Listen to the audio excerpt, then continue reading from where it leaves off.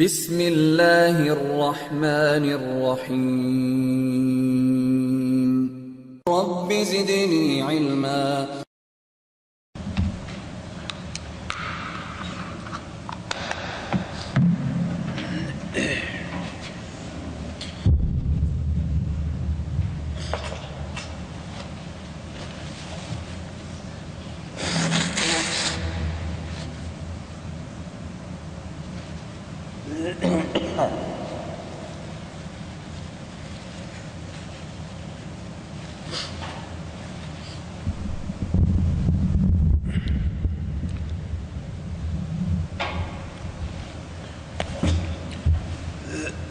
بسم اللہ الرحمن الرحیم الحمد للہ رب العالمین الرحمن الرحیم مالک یوم الدین ونشهد ان لا الہ الا اللہ ونشهد ان سیدنا ومولانا محمدا عبده ورسوله ارسلہ الى الناس کافۃ بشیرا ونذیرا اما بعد فإن خير الحديث كتاب الله وخير الهدي هدي محمد صلى الله عليه وسلم وشر الأمور محدثاتها وكل محدثة بدعة وكل بدعة ضلالة وكل ضلالة في النار. أعوذ بالله السميع العليم من الشيطان الرجيم. بسم الله الرحمن الرحيم.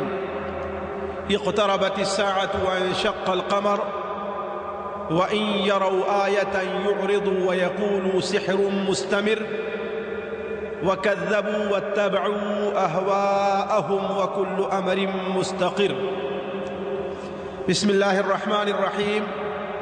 سبحان الذي أسرى بعبده ليلا من المسجد الحرام إلى المسجد الأقصى الذي باركنا حوله لنريه من آياتنا إنه هو السميع البصير. سبحانك لا علم لنا إلا ما علمتنا إنك أنت العليم الحكيم. رب اشرح لي صدري ويسر لي أمري واحلل عقدة من لساني يفقه قولي واحلل عقدة من لساني يفقه قولي. عزیز ساتھیوں، قابل احترام دینی بھائیوں، السلام علیکم ورحمۃ اللہ وبرکاتہ. نبی کریم حضرت محمد مصطفیٰ صلی اللہ علیہ وسلم کی سیرت مبارکہ کا یہ سلسلہ چل رہا ہے. پچھلی مجلس میں ہم اور آپ نبی کریم صلی اللہ علیہ وسلم کی حیات نبوی کے 12ویں سال تک پہنچ چکے تھے، اور وہیں پر اس بات کا ذکر ہوا تھا کہ یثرب، جسے آج مدینہ منورہ کہا جاتا ہے، وہاں کے کچھ لوگ آئے، آپ صلی اللہ علیہ وسلم کے دست مبارک کے اوپر بیعت کی اور اپنے علاقے میں اور اپنے شہر میں اس دین کی دعوت اور اس کی اشاعت کا وعدہ کیا اور رخصت ہو گئے. اور اسی کے ساتھ ساتھ یہ وعدہ بھی کیا کہ آئندہ موسم حج میں آپ سے ملاقات ہوگی. اس بات کو یہیں پر روک کر کے دو باتیں مجھے اور آپ کے سامنے رکھنی ہیں، جو بالضبط تو ان کی تاریخ نہیں بتائی جا سکتی، لیکن جو اس وقت کا انداز تھا اس سے پتہ چلتا ہے کہ انہی دنوں میں یہ واقعات پیش آئے. پہلا واقعہ تو یہ ہے کہ ایک بار نبی کریم صلی اللہ علیہ وسلم منی میں تشریف فرما تھے اور رات کا وقت تھا. شاید یہ انہی دنوں کی بات ہو جن دنوں حاجی منی میں قیام کرتے ہیں. 10 ذی الحجہ ہو، 11 ہو، 12 ہو، کوئی بھی تاریخ ہو. نبی کریم صلی اللہ علیہ وسلم کچھ لوگوں کے سامنے اپنی دعوت پیش کر رہے تھے، اس لیے کہ آپ لوگوں کے سامنے یہ بات آ چکی ہے کہ حج کرنے کے لیے پورے جزیرے عرب سے لوگ ہر طرف سے آیا کرتے تھے. تو کچھ لوگوں کے سامنے آپ صلی اللہ علیہ وسلم اپنی دعوت پیش کر رہے تھے کہ اس مجلس میں ابو جہل، عاص بن وائل، اس قسم کے جو قریش کے بڑے سردار تھے وہ بھی موجود تھے. ان میں سے ایک نے کہا کہ آخر آپ اتنے ہی سچے نبی ہیں تو کوئی معجزہ لا کر کے دکھائیے، کوئی نشانی ظاہر کیجیے. جیسے یہ ہمیشہ حق قبول نہ کرنے والے یا غلط راستے پر رہنے والوں کا ہمیشہ یہ مطالبہ ہوتا ہے. آج بھی کسی کے بارے میں بات کیجیے تو کہیے فلاں کا نام لیتے ہیں، ان سے کوئی کرامت بھی ظاہر ہوئی ہے، فوراً یعنی گویا کہ اللہ کی ولایت یا اللہ کے نزدیک اونچے مقام پر پہنچنے کے لیے کس چیز کا مطالبہ، کرامت کا مطالبہ کیا جا رہا ہے، حالانکہ یہ کوئی چیز، اس کی کوئی اہمیت نہیں ہے. اسی طریقے سے ان لوگوں نے نبی کریم صلی اللہ علیہ وسلم سے کسی نشانی اور معجزے کا مطالبہ کیا، حالانکہ نبی کریم صلی اللہ علیہ وسلم زندگی خود ایک معجزہ تھی. آپ کی مکمل زندگی کیا تھی؟ ایک معجزہ تھی. آپ کی پیدائش سے لے کر کے آپ نے 40 سال تک ان کے یہاں زندگی بسر کی. کبھی بھی کسی نے آپ کے اوپر کوئی اعتراض نہیں کیا، کوئی موقع کسی کو نہیں ملا. یہی نہیں کہ آپ کسی گوشے میں بیٹھے ہوئے تھے، نہیں، آپ نے بکریاں بھی چرائی، تجارت بھی کی، معاملات بھی کیا. تجارت کے لیے دور دراز مشرق مغرب شمال جنوب میں آپ نے سفر بھی کیا. یعنی لوگوں کے ساتھ آپ کا تعامل رہا. اور آپ جانتے ہیں سب سے بڑا تعامل اور مشکل تعامل لوگ نزدیک مال کے لین دین کا تعامل ہے. باقی ہر چیز میں معاملات سدھر جاتے ہیں، لیکن مال کے لین دین کا جو معاملہ آتا ہے اس میں بہت سے لوگ پیچھے. تو آپ صلی اللہ علیہ وسلم نے یہ سب بھی کیا، لیکن 40 سال کی عمر ایک عمر ہوتی ہے. اس پوری زندگی میں آپ کے اوپر کسی نے کبھی کوئی اعتراض نہیں کیا، اور کوشش کے باوجود بھی مکہ کے لوگ جہاں آپ کی زندگی گزری تھی، آپ کے جان کے دشمن ہیں، جانی دشمن ہیں، اس کے باوجود آپ کی 40 سالہ زندگی میں آپ پر کوئی عیب نہیں نکال سکے. جو بہت بڑا عیب رہا وہ یہ رہا کہ آپ یتیم ہیں. بہت بڑا عیب رہا وہ یہ رہا کہ آپ کے پاس مال. ہر بات یہ کوئی عقل مندوں کے نزدیک کوئی عیب نہیں ہے. یتیم ہونا کوئی عیب کی بات ہے؟ کسی کا کم مال والا ہونا یہ کوئی عیب کی بات ہے؟ اگر بہت بڑا عیب کسی نے آپ کے اندر پایا ہے تو وہ کیا عیب تھا؟ کہ آپ یتیم. ایک یتیم کو کیسے نبی بنا دیا گیا؟ ایک غریب آدمی جس کے پاس صرف لے دے کر کے 4 6 8 10 بکریاں جسے وراثت مل رہی، اسے کیسے نبی بنا دیا گیا؟ یہ کوئی بات ہو؟ تو آپ کی زندگی میں کبھی کوئی عیب نہیں تلاش کر سکتے. لیکن جس دن سے آپ صلی اللہ علیہ وسلم نے نبوت کا دعویٰ کیا، آپ کے اوپر عیبوں کی، آپ میں عیبوں کی بھرمار ہو گئی. تو آپ سے مطالبہ کیا کہ آپ کوئی دلیل تو پیش کیجئے. آپ صلی اللہ علیہ وسلم نے کہا کہ آخر تم کیا نشانی چاہتے ہو، کیا دلیل چاہتے ہو؟ فقط لبثت فیکم عمرا، تمہارے درمیان میں ایک زندگی بسر کر، ایک لمبی عمر گزار چکا میں، اس سے بڑا معجزہ اور کیا؟ اس میں سے کسی نے کہا کہ یہ بتائیے کیا آپ اس چاند کو جو مشرق کی طرف دکھ رہا تھا، اس لیے کہ منا، اور ظاہر بات یہ اس وقت کی بات ہے کہ ابھی چاند نکل رہا ہوگا، مشرق کی طرف دکھ رہا تھا، کہا آپ، ہم نے اب تک جو سنا ہے کہ جادو زمین کے اوپر چلتا ہے، آسمان پر نہیں چلتا، تو کیا آپ چاند کو 2 ٹکڑے کر سکتے؟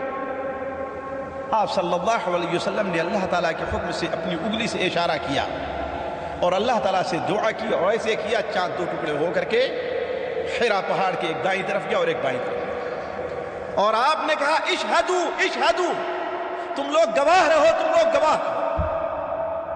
اور پھر تھوڑی ہی دیر میں چاند واپس آیا اور یہ اپنی جگہ پر ایک دوسرے سے مل گیا. یہ علامت دیکھنا تھا کہ وہاں کے حاضرین بالکل شستر رہ گئے، پریشان ہو گئے، اور یہ کہہ بیٹھے کہ ابن ابی کبشہ کا جادو تو آسمان پر بھی چلنے لگا. نعوذ باللہ۔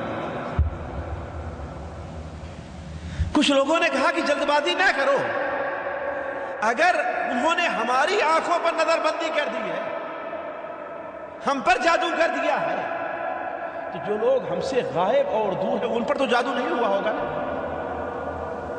قافلے آتے ہیں، ان سے پوچھا جائے کیا تم نے بھی ایسے دیکھا ہے؟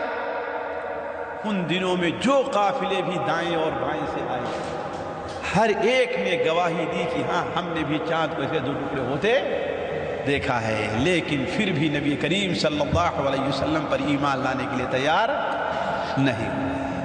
اللہ تعالیٰ قرآن مجید میں ارشاد فرماتا ہے اقتربت الساعۃ وانشق القمر، قیامت قریب آ گئی اور چاند پھٹ پڑا۔ وَإِن يَرَوْا آيَةً يُعْرِضُوا وَيَقُولُوا سِحْرٌ مُسْتَمِرٌ، جب بھی کوئی نشانی دیکھتے ہیں، جب بھی کوئی معجزہ دیکھتے ہیں تو کہتے ہیں یہ تو چلا آتا ہوا جادو ہے، جیسے لوگ جادو کرتے رہے، ہماری آنکھوں پہ اس نے بھی جادو کر دیا۔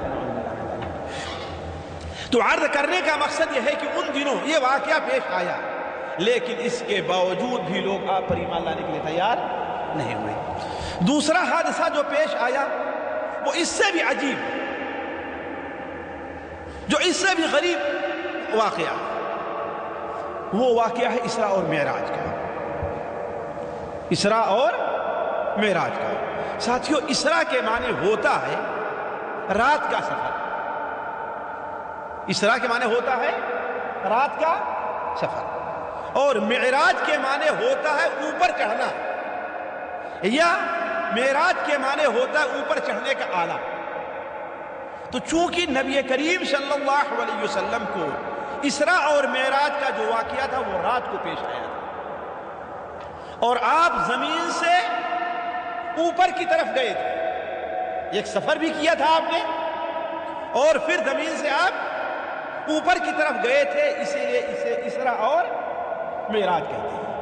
اس واقعے کا ذکر، دونوں چیز کا ذکر قرآن مجید کے صراحت کے ساتھ موجود ہے۔ سبحان الذی اسری بعبدہ لیلا من المسجد الحرام الى المسجد الاقصى الذی بارکنا حولہ، پاک ہے وہ ذات جس نے اپنے بندے کو رات ہی کے ایک حصے میں، پوری رات میں نہیں، رات کے ایک حصے میں مسجد حرام سے لے کر کے مسجد اقصی تک کا سفر کرایا۔ اور معراج سے متعلق اللہ تعالیٰ ارشاد فرماتا ہے وَلَقَدْ رَآهُ نَزْلَةً أُخْرَى عِندَ سِدْرَةِ الْمُنتَهَى عِندَهَا جَنَّةُ الْمَأْوَىٰ، اس نبی نے جبرائیل کو سدرۃ المنتہا کے پاس بھی دیکھا۔ کہاں دیکھا ہے؟ سدرۃ المنتہا کے پاس بھی دیکھا ہے۔ سدرۃ المنتہا جہاں پر جنت مأوا، ہمیشہ رہنے والی نیک لوگوں کا ٹھکانہ جو ہے وہ جنت۔ تو اسراء اور معراج کا ذکر اللہ تبارک و تعالیٰ نے قرآن مجید میں صراحت کے ساتھ کیا ہے، جس کی تفصیل یہ ہے ساتھیوں، اس سے متعلق چند باتیں ہم اور آپ لوگ، یہ وقت نہیں ہے کہ اسراء اور معراج کا واقعہ تفصیل کے ساتھ رکھا جائے، لیکن چند چیزوں پر توجہ دے لیں۔ پہلی چیز، اسراء اور معراج کا واقعہ کب پیش آیا ہے، اس کی کوئی تحدید حدیثوں میں، صحیح حدیثوں میں وارد نہیں، لیکن جیسے کہ ہم نے کہا یہ واقعہ نبی کریم صلی اللہ علیہ وسلم کی مکی دور کے بالکل آخری ایام کا ہے۔ اس وقت آپ صلی اللہ علیہ وسلم کی بیوی حضرت خدیجہ بھی اس دنیا میں نہیں تھی، اور حضرت ابو طالب آپ کے چچا سب سے بڑے معین مددگار تھے، وہ بھی نہیں تھے۔ اور راجح یہ ہے کہ یہ واقعہ جو پیش آیا ہے طائف سے واپسی کے بعد پیش آیا ہے، اور اس میں نبی کریم صلی اللہ علیہ وسلم کو بڑی تسلی دینی تھی کہ اے محمد صلی اللہ علیہ وسلم آپ پریشان نہ ہوں، اگر مکے کے دروازے آپ کے لیے بند ہیں تو آپ پریشان نہ ہوں، اللہ تعالیٰ نے آپ کے لیے آسمان کے دروازے کھولے ہوئے۔ اگر مکے کے سردار آپ پر ایمان نہیں لے آتے، آپ کو پناہ نہیں دیتے، تو آپ پریشان نہ ہوں، اللہ تعالیٰ نے آپ کو یہ مقام رکھا ہے کہ ان کی کیا حیثیت ہے، آسمان کے مقرب فرشتے بھی آپ کو اہلا و سہلا و مرحبا کہہ رہے ہیں۔ آپ کو اگر یہ لوگ خانہ کعبہ میں نماز پڑھنے نہیں دیتے تو آپ اس سے الجھن اور پریشانی کے شکار نہ ہوں۔ اللہ تعالیٰ کی قدرت تو یہ ہے کہ آپ کو رات کے ایک حصے میں مکے سے اٹھا کر کے بیت المقدس لے جاتی ہے، اور وہاں آپ کو یہ مقام حاصل ہوتا ہے کہ آپ 1,24,000 انبیاء کی امامت کرتے ہیں۔ تو آپ کا یہ مقام ہے۔ تو ایسے موقع پر نبی کریم صلی اللہ علیہ وسلم کے ساتھ اسراء اور معراج کا معجزہ پیش آیا، تو اس کی کوئی صحیح تاریخ متعین نہیں ہے، نہ اس کا ساتھیوں کوئی دن متعین ہے۔ ہمارے اور آپ کے ہاں زیادہ مشہور یہ ہے کہ 27 رجب کو نبی کریم صلی اللہ علیہ وسلم کو معراج ہوئی تھی، لیکن جبکہ یہ بھی کوئی تحقیقی بات نہیں ہے۔ اللہ تعالیٰ کی حکمت ہے، وہ جس چیز کو چاہتا ہے پوشیدہ رکھنا چاہے پوشیدہ رکھ دیتا ہے، اور جس چیز کو ظاہر کرنا چاہتا ہے وہ ظاہر کر دیتا ہے۔ ہمارے بھائیوں کو عبرت لینی چاہیے کہ اگر اسراء اور معراج کے شب جو لوگ مناتے ہیں یا اس دن روزہ رکھتے ہیں، اگر اس کی کوئی اہمیت شریعت میں ہوتی تو اس تاریخ میں اختلاف نہ ہوتا۔ جس طریقے سے رمضان میں کوئی اختلاف ہے، رمضان میں کوئی اختلاف کہ رمضان کون سا مہینہ ہے ساتھیوں؟ ہے کوئی اختلاف؟ جمعہ کون سا دن ہے؟ کوئی اختلاف ہے؟ جمعے کی نماز کا وقت کیا ہے؟ اس میں کوئی اختلاف ہے؟ تو اگر اس دن کی کوئی اہمیت ہوتی تو اللہ تبارک و تعالی اس دن کو مسلمانوں سے پوشیدہ نہ رکھتا۔ البتہ حضرت عبداللہ ابن عباس اور جابر ابن عبداللہ رضی اللہ تعالی عنہم کا خیال ہے کہ معراج 12 ربیع الاول کو پیر کے دن، معراج 12 ربیع الاول کو پیر کے دن ہوئی تھی، جس کا خلاصہ یہ ہے ساتھیوں کہ ایک رات نبی کریم صلی اللہ علیہ وسلم شیب ابی طالب میں، جہاں آپ کا گھر تھا، آپ اپنے گھر میں یا حضرت ام ہانی کے گھر میں، یہی ایک بات کر کے اور بتا دوں آپ کے سامنے، یہ ان دنوں کا واقعہ تھا کہ ابو طالب اس دنیا سے جا چکے تھے، اور نبی کریم صلی اللہ علیہ وسلم کی جان کا مطالبہ قریش کر رہے تھے، بنو ہاشم سے اور بنو مطلب سے یہ مطالبہ کر رہے تھے کہ ہمیں ہمارے حوالے ان کو کرو۔ تو بنو ہاشم کو نبی کریم صلی اللہ علیہ وسلم کی جان کا بڑا خطرہ تھا، لہذا وہ کرتے کیا تھے؟ نبی کریم صلی اللہ علیہ وسلم کو اکیلے نہیں سونے دیتے تھے، اکیلے کہیں رات گزارنے نہیں دیتے تھے، بلکہ آپ کے ساتھ 2-3 جوان بنو ہاشم کے ضرور رہا کرتے تھے۔ خصوصی طور پر آپ کے چچا حضرت حمزہ اور آپ کے چچا بھائی حضرت جعفر طیار آپ کے پاس سویا کرتے تھے، اور اس میں بھی یہ احتیاط برتی جاتی تھی۔ مثال کے طور پر ابھی سو رہے ہیں لوگ، تو نبی کریم صلی اللہ علیہ وسلم یہاں پر، جعفر یہاں ہے اور حضرت حمزہ یہاں ہے، تو رات کے ایک حصے میں آپ کے چچا عباس یا اس سے پہلے ابو طالب آتے تھے، آپ کو اٹھا کر کے آپ کی جگہ سے یہاں کرتے تھے، تاکہ اگر کسی نے سوتے ہوئے دیکھا ہے تو رات میں حملہ کرنا چاہے تو آپ حملے سے بچ جائیں۔ یہ اہتمام کیا کرتے تھے۔ تو نبی کریم صلی اللہ علیہ وسلم ایک بار اپنے چچا حضرت حمزہ اور اپنے چچا داد بھائی حضرت جعفر الطیار رضی اللہ تعالی عنہما کے بغل میں آپ آرام فرما رہے تھے، دونوں کنارے تھے اور آپ درمیان میں تھے، کہ اچانک چھت پھٹتی ہے، چھت پھٹتی ہے، اس سے حضرت جبرائیل اور بعض روایات کے مطابق ان کے ساتھ ایک اور فرشتہ، 2 فرشتے نازل ہوتے ہیں اور پوچھتے ہیں وہ کون ہے؟ دوسرا فرشتہ کہتا ہے جو درمیان میں ہے یہ وہی ہے۔ نبی کریم صلی اللہ علیہ وسلم کو اٹھایا، آپ کی آنکھوں میں نیند ہے، اسی حالت میں آپ کو لے کر کے حتیم میں آئے، حتیم سمجھ رہے نا، خانہ کعبہ کا وہ حصہ جو گھیرا ہوا ہے، وہاں پر لے کر کے آئے، وہیں پر آپ کو لٹایا، ابھی تک آپ کی آنکھوں میں نیند ہی تھی، اور وہیں پر آپ کے سینے مبارک کو چاک کیا، سینے مبارک چاک کرنے کے بعد آپ کے دل کو نکالا، سونے کے ایک برتن میں رکھ کر کے زمزم کے پانی سے دھولا، اور پھر سکون اور سکینت اور اسلام اور ایمان کو اس میں بھر کر کے دوبارہ، اور پھر مسجد سے باہر لے کر کے آئے تو وہاں پر ایک جانور آپ کی سواری کے لیے کھڑا تھا، ایک جانور ایک سواری کے لیے کھڑا تھا جسے کیا کہا جاتا ہے؟ براق کہا جاتا ہے۔ یہ جانور رنگ میں سفید تھا اور جسم کے لحاظ سے بڑا لمبا تھا، اونچائی کے لحاظ سے گدھے سے اونچا اور کھچر سے تھوڑا چھوٹا تھا۔ اس کے 4 پیر تھے، بڑا ہی تیز رفتار تھا۔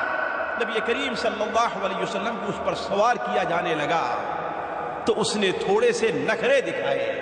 حضرت جبرائیل نے کہا کہ تو ٹھہر جا، ان سے بہتر شخص دنیا میں تیرے اوپر کبھی سوار نہیں ہوا ہے۔ روایات میں آتا ہے یہ کہنا تھا کہ وہ پانی پانی ہو گیا۔ نبی کریم صلی اللہ علیہ وسلم اس کے اوپر سوار ہوئے۔ ساتھیو، ہمارے یہاں جو براق کی وہ کیفیت بنائی جاتی ہے کہ اس کا چہرہ ایک عورت کا ہوا کرتا ہے نا، اس کے اوپر گھوڑے کے عیال رہتے ہیں، سینہ اس کا شیر کی طرح رہا کرتا ہے، پیر اس کے اونٹ کے رہتے ہیں۔ یہ ساری چیزیں خرافات ہیں، یہ ساری خرافات ہیں۔ عام جانوروں کے طریقے سے جانور تھا، 4 پیر والا، گدھے سے تھوڑا سا بڑا اور کھچر سے تھوڑا چھوٹا تھا۔ نبی کریم صلی اللہ علیہ وسلم اس پر سوار ہوئے اور آپ ہی کے ساتھ اس کے اوپر حضرت جبرائیل بھی سوار ہوئے۔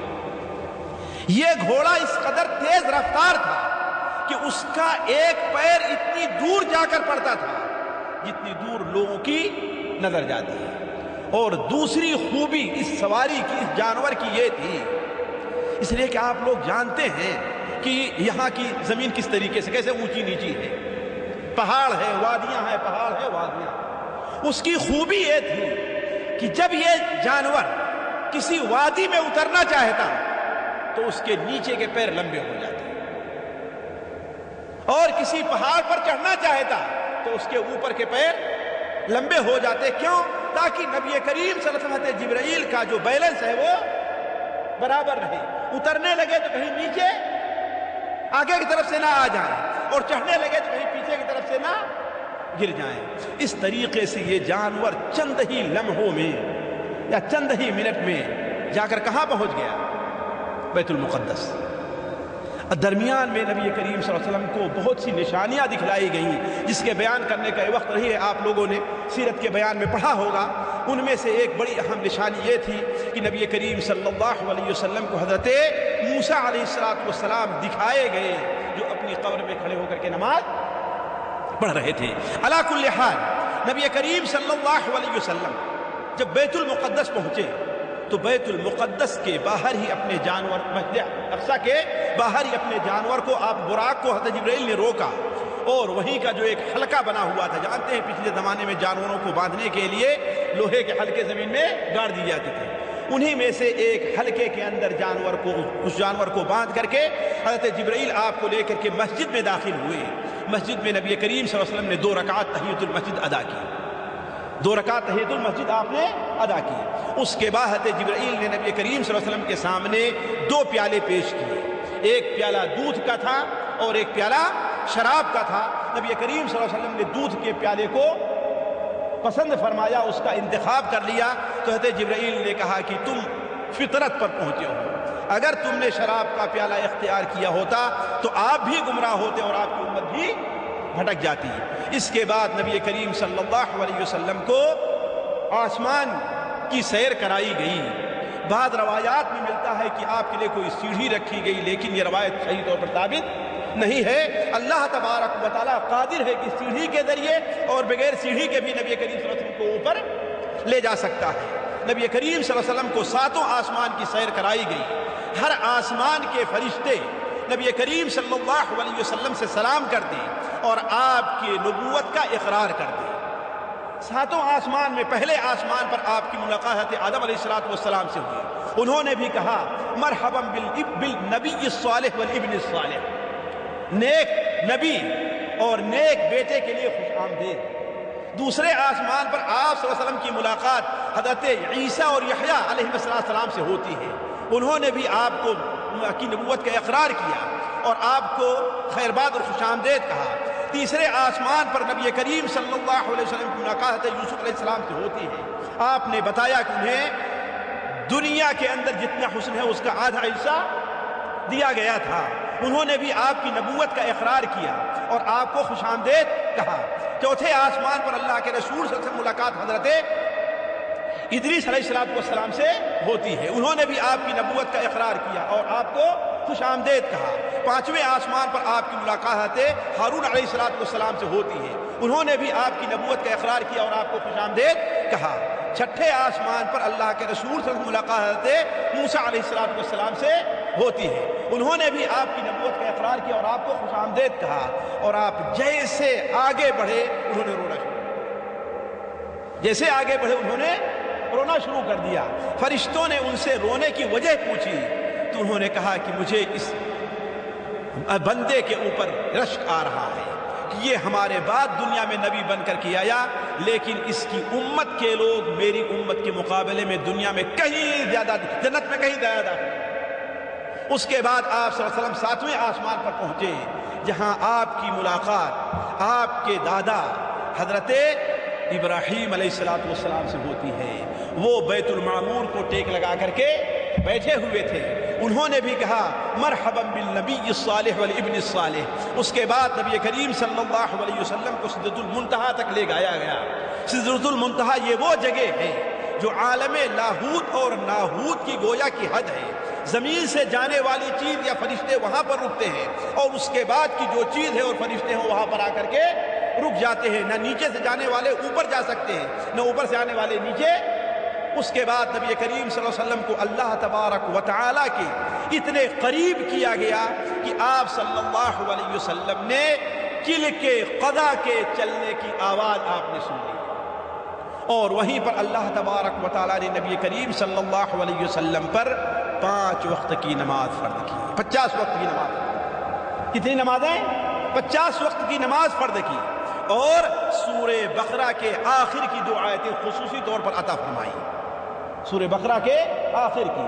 اور تیسری چیز یہ عنایت فرمایا کہ آپ کو یہ فضیلت حاصل ہو رہی ہے کہ آپ کی امت کا جو شخص بھی شرک نہیں کرے گا، بغیر شرک کیے ہوئے اس دنیا سے جائے گا، اللہ تبارک و تعالیٰ ایک نہ ایک دن اس کی بخشش کر دے گا۔ بڑی خوشی خوشی نبی کریم صلی اللہ علیہ وسلم واپس آ رہے تھے، حضرت ابراہیم علیہ السلام سے بھی آگے بڑھ گئے، انہوں نے بھی کچھ نہیں کہا۔ حضرت موسیٰ علیہ السلام کے پاس جب گزرتے ہیں تو حضرت موسیٰ علیہ السلام جاتے ہوئے تو آپ کو دیکھ کر کے رو دیے تھے، لیکن واپسی میں سب سے بڑے خیر خواہ آپ کے کون بنے ہیں؟ حضرت موسیٰ علیہ السلام بنے۔ کہے کہ ماشاءاللہ بڑے خوشی خوشی واپس جا رہے ہیں، کیا ملا ہے؟ کہا کہ اللہ تعالیٰ نے میری امت پر 50 وقت کی نماز فرض کی ہے۔ کہا کہ ذرا ٹھہرو، آپ کی امت 50 وقت کی نماز نہیں پڑھ پائے، جاؤ اللہ تعالیٰ سے درخواست کرو کہ اللہ تعالیٰ اس میں کمی کر دیں۔ جیسا کہ آپ لوگوں نے سنا ہے نبی کریم صلی اللہ علیہ وسلم پہلی بار گئے 10 کم ہوئی، پھر گئے 10 کم ہوئی، حضرت موسیٰ علیہ السلام بار بار واپس کرتے رہے، حتیٰ کہ 5ویں بار اللہ تعالیٰ نے کیا کہا؟ 5 کم کیا ہے نا۔ 10 40 ہو گئی، 10 30 ہو گئی، 10 20 10 رہ گئی، اور 5ویں بار کیا کہا؟ 5 کم کیا۔ حضرت موسیٰ علیہ السلام نے کہا کہ پھر بھی زیادہ ہے، میری امت پر 2 وقت کی نمازیں پڑھی تھی، اس کو بھی نہیں پڑھ سکے۔ جیسے دیکھیں ہمارے کتنے بڑے بھائی بدبخت ہیں جو 2 وقت کی نماز بھی نہیں پڑھ پاتے، ہے کہ نہیں؟ اور کتنے تو ایسے جو ہفتے کی بھی 1 نماز ہوتی وہ بھی نہیں پڑھ پاتے ہیں، وہ بھی ان کے اوپر بھاری پڑتی ہے نا، اگر بھاری نہ پڑتی تو پڑھ لیتا ہی نہ پڑھ۔ تو حضرت موسیٰ علیہ السلام نے کہا لیکن آپ نے فرمایا کہ نہیں، اب مجھے جاتے ہوئے بار بار اللہ تعالیٰ سے شرم آ رہی ہے۔ آپ صلی اللہ علیہ وسلم جو وہاں سے آگے گزرتے ہیں تو اللہ تبارک و تعالیٰ کی طرف سے ایک ندا دینے والا ندا دیتا ہے کہ ہم نے اپنا فریضہ مکمل کر دیا، اب اس کے بعد اس میں کوئی کمی زیادتی ہونے والی نہیں ہے۔ یہ لے کر کے نبی کریم صلی اللہ علیہ وسلم بیت المقدس تشریف لے آتے ہیں۔ آپ کے ساتھ جبریل علیہ السلام تھے، اور تقریباً فجر کا وقت ہونے والا تھا کہ نبی کریم صلی اللہ علیہ وسلم کو وہاں روک لیا گیا، اور اللہ تبارک و تعالیٰ نے تمام انبیاء کو اپنی قدرت سے اکٹھا کیا۔ تمام انبیاء اکٹھا ہیں، سب بند ہیں، سب باندھے کھڑے ہیں، لیکن امامت کرنے والا کوئی نہیں ہے۔ حضرت جبرائیل نبی کریم سے ہاتھ پکڑتے ہیں اور لا کر کے مصلی پر کھڑا کر دیتے ہیں کہ آپ ان کی امامت کیجیے۔ نبی کریم صلی اللہ علیہ وسلم نے تمام انبیاء کی امامت کی، تمام انبیاء نے آپ کی قیادت میں نماز پڑھی۔ اس کا مطلب تمام انبیاء وہی نہیں جن کی ملاقات آپ کی آسمان پر ہوئی، بلکہ 1,24,000 نبی جو اس دنیا میں آئے، ہر نبی آپ کی نبوت کا اقرار کر رہا ہے۔ اس کے بعد نبی کریم صلی اللہ علیہ وسلم کو اسی راستے سے جس راستے سے گئے ہوئے تھے آپ، براق پر سوار کر کے آپ کو کہاں پہنچا دیا گیا؟ مکہ مکرمہ۔ راستے میں بھی آپ کو کئی چیزوں کا مشاہدہ ہوا اور ساتوں آسمانوں پر آپ کو کئی چیزوں کا مشاہدہ کرایا گیا، ان کا ذکر میں یہاں پر نہیں کر سکتا۔ تو نبی کریم صلی اللہ علیہ وسلم جب صبح کو پہنچے اور اپنے ساتھیوں کے ساتھ صبح کا وقت مکہ مکرمہ میں گزارا، صبح کے بعد آپ صلی اللہ علیہ وسلم مسجد حرام میں ایک گوشے بڑے غمگین بیٹھے ہوئے تھے کہ لوگ اس سے چھوٹی چھوٹی باتوں کا اعتراف نہیں کرتے ہیں، مجھے جھٹلا دیتے ہیں، تو اتنا عظیم حادثہ پیش آیا ہے، لوگ اس کے بارے میں میرے ساتھ کیا معاملہ کریں گے؟ حضرت عبداللہ ابن عباس رضی اللہ عنہ کی روایت مسند احمد میں ہے کہ آپ صلی اللہ علیہ وسلم ایک کنارے مسجد حرام کے اندر گوشے میں بڑا افسوس کی سوچ رہے تھے کہ ہمیں کیا کرنا چاہیے۔ اتنے میں ابو جہل بدبخت کا اس پر سے گزر ہوتا ہے اور آپ کو غمگین پریشان حال دیکھ کر کے مذاق کے انداز میں کہتا ہے، جی کوئی نیا معاملہ پیش آیا ہے کیا؟ کوئی نیا معاملہ پیش آیا ہے کیا؟ آپ نے فرمایا ہاں۔ کہا وہ کیا؟ کہا مجھے آج رات کو سفر پر لے جایا گیا۔ کہا کہاں کا سفر؟ کہا بیت المقدس تک۔ کہا رات ہی میں بیت المقدس گئے اور واپس بھی آ گئے؟ ابھی پوری بات سن بھی نہیں رہا ہے، رات ہی میں بیت المقدس گئے اور واپس بھی آ گئے؟ آپ نے کہا کہ ہاں۔ ابو جہل نے کہا کہ اگر میں جا کر کے لوگوں میں شور کروں گا تو بعد میں کہیں یہ انکار نہ کر دیں، لہذا کہتا ہے کیا جو بات ہم سے تم نے بیان کی ہے اگر میں دوسرے لوگوں کو لے آؤں تو ان کے سامنے بیان کر دو گے؟ آپ نے کہا ہاں بالکل بیان کر دوں گا۔ آپ صلی اللہ علیہ وسلم، ابو جہل شور کرتا ہے اور سارے لوگوں کو بلاتا ہے، ساری منزل اٹھ کر کے اس کے قریب آ جاتی ہے۔ آپ نے کہا کہ دیکھو تمہارا یہ ساتھی کیا تم سے باتیں تمہارے اپنے بارے میں کیا کہہ رہا ہے۔ نبی کریم صلی اللہ علیہ وسلم نے انہیں اسراء اور معراج کا پورا واقعہ جب سنایا تو کوئی تو اپنے ہاتھ تعجب سے کر رہا ہے، کوئی اپنا ہاتھ سر پر رکھ رہا ہے تعجب سے، اور کہتا ہے کہ رات ہی رات گئے جہاں جانے آنے کے لیے ہمیں ہفتوں بلکہ 1 مہینہ جانے اور 1 مہینہ آنے میں لگتا ہے، تم رات ہی رات میں گئے اور واپس بھی چلے آئے؟ آپ سمجھنا کہ ہاں اللہ تعالیٰ نے مجھے یہ فضیلت بخشی ہے۔ کچھ لوگوں نے انکار کیا لیکن کچھ لوگ عقل مندی کا ثبوت دیے اور کہے کہ بھائی دیکھو قافلے کچھ لوگ بیت المقدس گئے ہوئے تھے تو آپ سے بیت المقدس کا نقشہ پوچھنے لگے۔ آپ صلی اللہ علیہ وسلم بیان فرماتے ہیں کہ میں ان سے بیان تو کرنے لگا لیکن ایک ہی سفر میں ایک ہی بار، وہ بھی رات میں، اور اس لیے نہیں مجھے اس کے بارے میں بیان کرنا ہے۔ ابھی آپ لوگوں سے یہاں پوچھا جائے کہ ہاں بھائی اس حال میں کتنے کھمبے ہیں، کتنے لوگ نہیں بیان کر پائیں گے، ہے کہ نہیں؟ یہ جانتے ہیں کھمبے ہیں، اس لیے کہ اس طرف توجہ نہیں دی ہے نا۔ تو آپ صلی اللہ علیہ وسلم کو یہ تھوڑی امید تھی کہ ہاں لوگ آپ سے بارے میں بیت المقدس کا نقشہ پوچھیں گے۔ آپ صلی اللہ علیہ وسلم بیان فرماتے ہیں کہ لوگ پوچھتے جا رہے تھے، بعض چیزوں میں شبہ ہوا تو اللہ تبارک و تعالیٰ دار عقیل کے پاس یعنی عقیل کا جو گھر ہے وہیں پر میرے سامنے لا کر کے بیت المقدس کو رکھ دیا۔ میں دیکھ کر کے ان کی ایک ایک باتوں کا جواب دے رہا تھا تو لوگوں نے کہا کہ بیت المقدس کا نقشہ تو اس نے تو صحیح کیا، یہ تو کفار کا معاملہ تھا، کفار سارے کے سارے منکر ہو گئے اس میں، لیکن مسلمانوں میں 2 گروپ بن گئے۔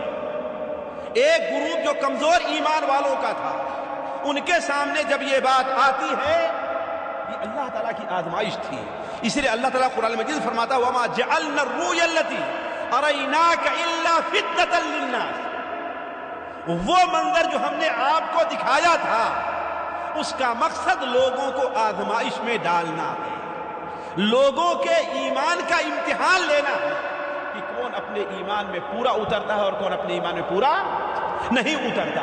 تو کچھ لوگ جن کے ایمان میں کمزوری تھی، حضرت عائشہ رضی اللہ عنہا بیان فرماتی ہیں کہ وہ لوگ مرتد ہو گئے لیکن دوبارہ پھر ایمان میں کبھی داخل نہیں ہوئے، بلکہ حضرت عبداللہ ابن عباس بیان کرتے ہیں کہ غزوہ بدر میں ابو جہل کے ساتھ قتل کر دیے گئے۔ لیکن جو پختہ ایمان والے تھے ان کے ایمان کو مزید تازگی ملی، ان کے ایمان کو مزید قوت حاصل ہوئی۔ چنانچہ حضرت ابوبکر صدیق رضی اللہ عنہ کے پاس جب لوگ گئے اور ان سے اس معاملے کا ذکر کیا تو انہوں نے کہا کہ اگر وہ کہہ رہے ہیں تو بالکل حق اور سچ ہے۔ کہا تم اتنی بڑی بات کو مانتے ہو کہ رات ہی میں کوئی جائے اور واپس چلا آئے؟ کہا تم اس کی بات کرتے ہو، ہم تو اس سے بڑی بات کی تصدیق کرتے ہیں۔ کہا وہ کیا؟ کہا ہم تو یہ بھی مانتے ہیں کہ وہ کہتے ہیں صبح و شام ہمارے پاس آسمان سے اللہ کی طرف سے خبر ایک فرشتہ لے کر کے آتا ہے۔ تو بھلا بتاؤ آسمان سے آنا باعث تعجب زیادہ ہے یا کہ زمین میں سفر کرنا زیادہ باعث تعجب؟ یہ دیکھیے ساتھیو، یہ ایمان ہوتا ہے، ایک مومن کا مزاج یہ بن جانا چاہیے اسلام سے متعلق کہ وہ چیز ہمارے سمجھ میں آ رہی یا نہیں آ رہی، ہماری عقل وہاں تک پہنچتی ہے کہ نہیں پہنچتی، لیکن اگر صاحب شریعت کی طرف سے ہے تو وہ کیا ہے؟ سچ اور حق ہے۔ بلکہ اپنا مزاج ایسا بننا چاہیے کہ ہاں بھائی جو چیز ہے اسی کے موافق ہمارا مزاج بن جائے۔ جیسے حضرت انس بن مالک بیان فرماتے ہیں کہ مجھے کدو پسند نہیں تھا، جس دن سے ہم نے دیکھا کہ کدو اللہ کے رسول کو پسند ہے اس دن سے مجھے کدو پسند ہے۔ یہ ایمان کا آخری مرحلہ ساتھیوں ہوا، اور ہر مسلمان کو چاہیے کہ اپنا مزاج اس طریقے سے بنائے۔ تو عرض کرنے کا مقصد یہ ہے کہ جو سچے مسلمان تھے ان کے ایمان میں اضافہ ہوا۔ ساتھیوں، نبی کریم صلی اللہ علیہ وسلم کہ واقعہ معراج کی حکمت بیان کرتے ہوئے اللہ تعالیٰ بیان فرماتا ہے کہ لِنُرِيَهُ مِنْ آیَاتِنَا، یہ سفر ہم نے انہیں کیوں کرایا، یہ معراج ہم نے کیوں؟ لَقَدْ رَأَىٰ مِنْ آیَاتِ رَبِّهِ الْكُبْرَىٰ، اللہ تعالیٰ کی بڑی عظیم آیات و نشانیوں کا مشاہدہ کیا۔ لِنُرِيَهُ مِنْ آیَاتِنَا، تاکہ انہیں ہم اپنی عجائب قدرت دکھائیں۔ تو چند لمحوں کے لیے رک کر کے ہم اور آپ دیکھتے ہیں کہ نبی کریم صلی اللہ علیہ وسلم نے کیا عجائب قدرت دیکھے اور کس چیز کا مشاہدہ کیا۔ ساتھیوں، اختصار کے ساتھ پہلی چیز تو بیت المقدس تک آپ پہنچے اور وہاں 2 رکعت نماز پڑھی۔ دوسری چیز، حضرت جبرائیل علیہ السلام کو ان کی اصلی صورت میں آپ نے دیکھا۔ آپ کے پاس جو آتے تھے کبھی پردے کے پیچھے سے، کبھی کسی انسانی شکل میں آیا کرتے تھے، کبھی انسانی شکل میں آیا کرتے تھے۔ عام طور پر دحیہ کلبی رضی اللہ تعالیٰ عنہ کی شکل میں آیا کرتے تھے، لیکن بسا اوقات یا 2 بار آپ صلی اللہ علیہ وسلم نے جبرائیل کو ان کی اصلی صورت میں دیکھا۔ چنانچہ سدرۃ المنتہا کے پاس، جیسا کہ اللہ قرآن میں ارشاد فرماتا ہے وَلَقَدْ رَآهُ نَزْلَةً أُخْرَىٰ عِندَ سِدْرَةِ الْمُنتَهَا، سدرۃ المنتہا کے پاس اللہ کے رسول صلی اللہ علیہ وسلم نے جبرائیل کو دیکھا۔ آپ بیان فرماتے ہیں ان کے 600 پر تھے۔ کتنے؟ اور ہر پر اتنا بڑا تھا جو پوری افق کو، پورے فضا کو بھرے ہوئے، اور ہر پر سے موتیوں کی لڑیاں، موتی جھڑ رہے تھے، گویا پھلجھڑی لگی ہوئی تھی۔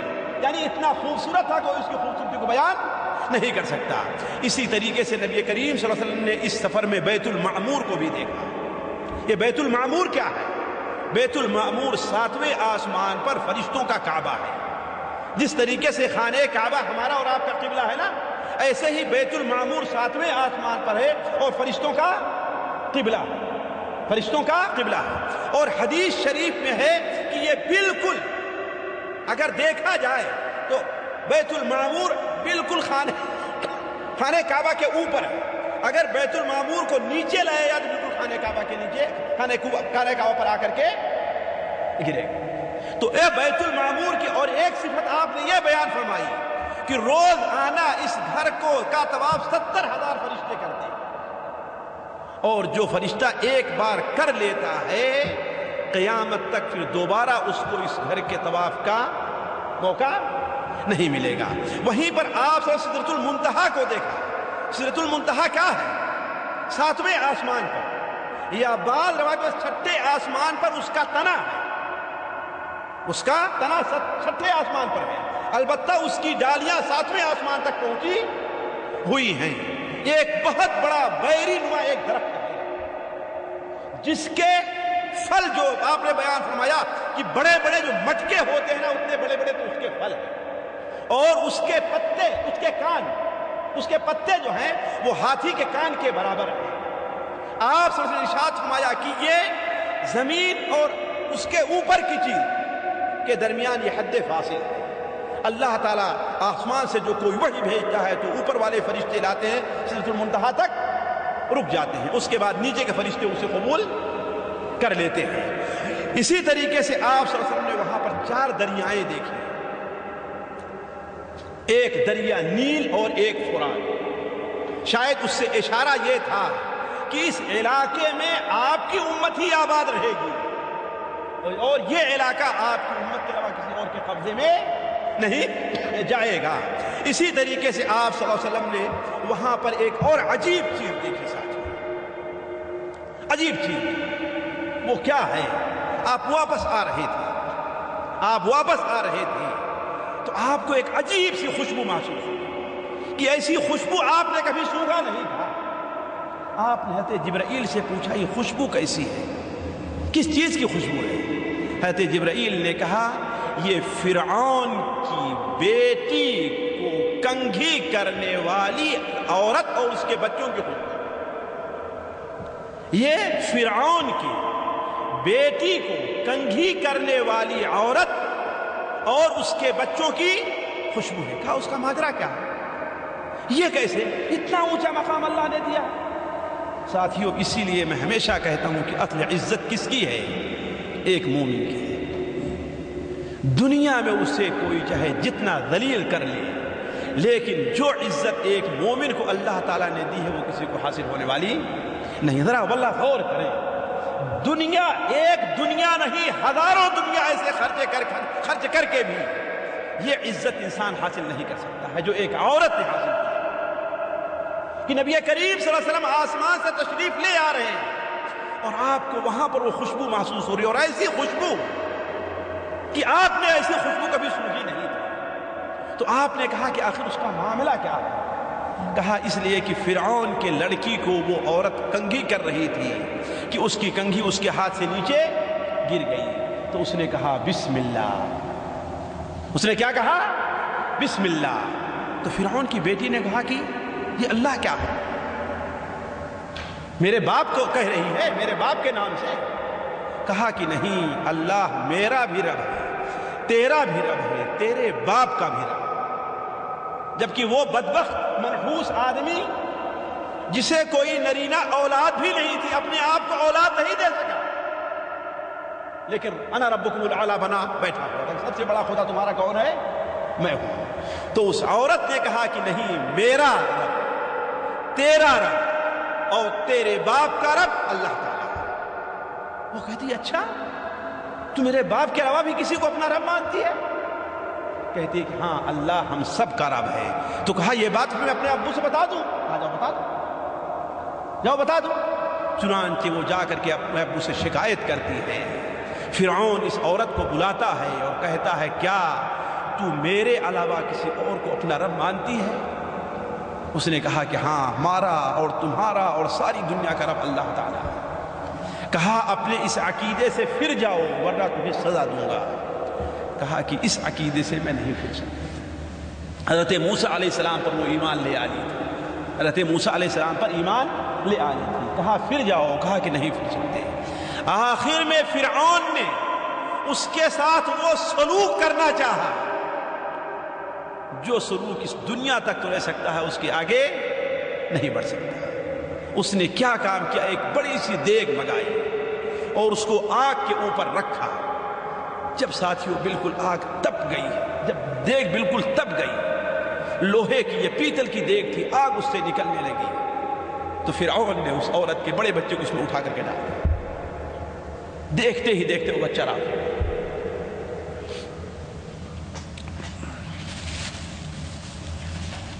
کہتا ہے فرعون تو اپنے باپ سے پھرتی ہے کہ نہیں پھرتی؟ کہا کہ نہیں۔ اس کے دوسرے بچوں کو بٹھایا اور اس کو بھی اس میں ڈالا۔ اس طریقے سے اس نے جب 3 بچوں کو ڈالا، آخری بچہ جو اس کی گود میں تھا ماں سے لینا چاہا تو لیکن ماں سے نہیں رہا گیا، ماں پیچھے ہے۔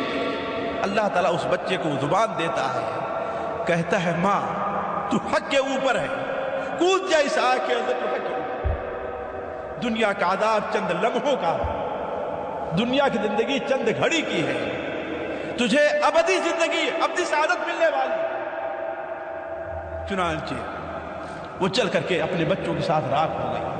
البتہ اس نے اس میں کودنے سے پہلے فرعون سے کہا تھا لیکن آپ سے ایک گزارش ہے کہ وہ آپ ضرور کر دیجیے گا۔ کہا کیا؟ کہا میرے اور میرے بچوں کی ہڈی کو ایک کپڑے میں باندھ کر کے ایک جگہ دفن کیجیے تاکہ ایک جگہ سے ہم اٹھائے جائیں۔ تو آپ صلی اللہ علیہ وسلم کو اس معصوم عورت کی خوشبو اور اس کے بچوں کی خوشبو کہاں محسوس ہوئی؟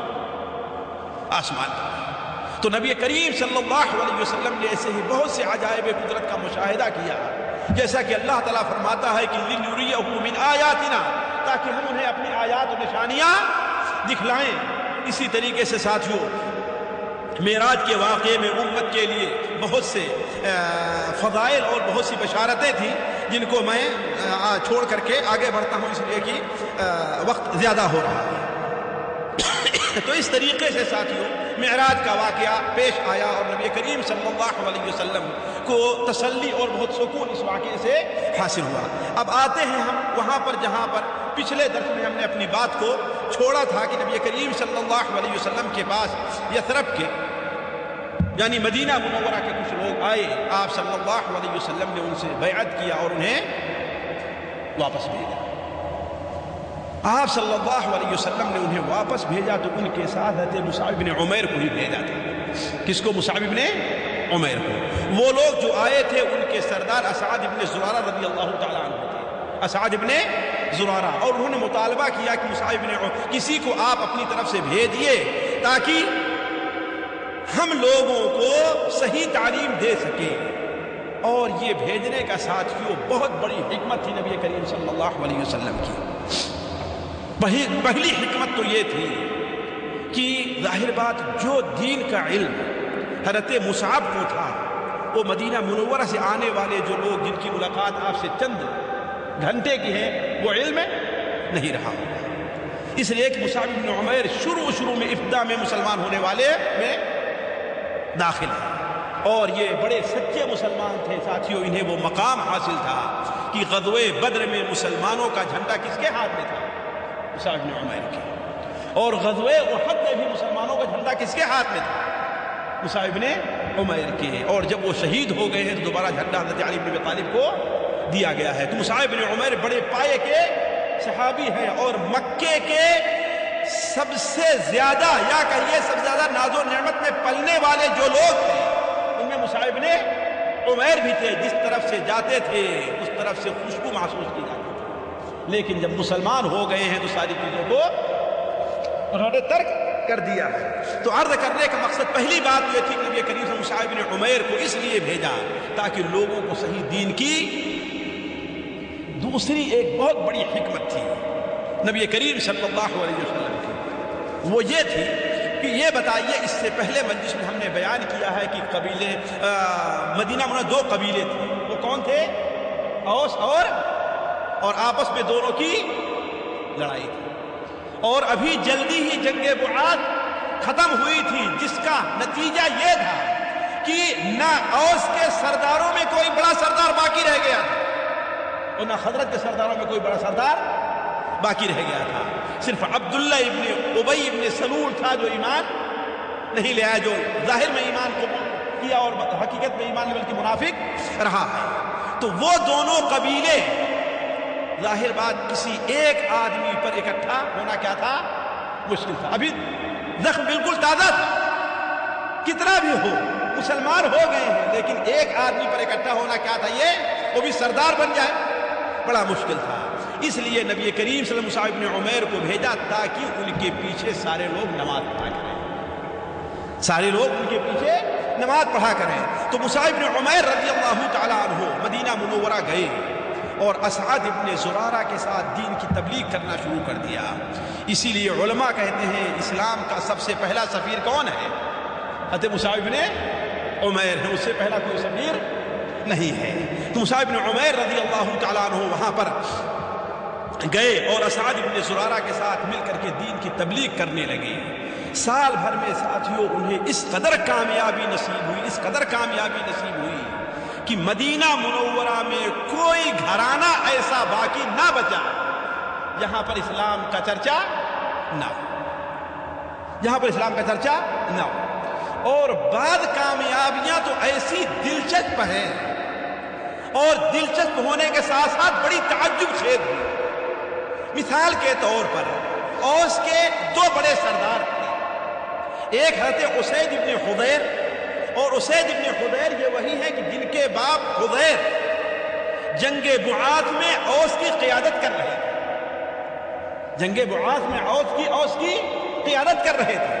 اور تاریخ میں آتا ہے کہ جب اوس کا پلہ کمزور پڑنے لگا تو حضیر نے اپنے پیر پر ہی خود اپنا نیزہ گاڑ لیا اور نیزہ زمین تک پہنچا، کہا یہاں سے میں ہٹ نہیں سکتا یہاں تک کہ میری قوم میرا ساتھ نہ دے اور ہم ان کے اوپر حملہ نہ کریں۔ نتیجہ یہ ہوا کہ پلہ ان کا دوبارہ اوس کا بھاری ہو گیا۔ تو اسید ابن حضیر کے والد حضیر تھے، اسید ابن حضیر اور سعد ابن معاذ یہ اوس کے دونوں سردار تھے اور دونوں بنو عبد الاشہل کے رہنے والے ہیں۔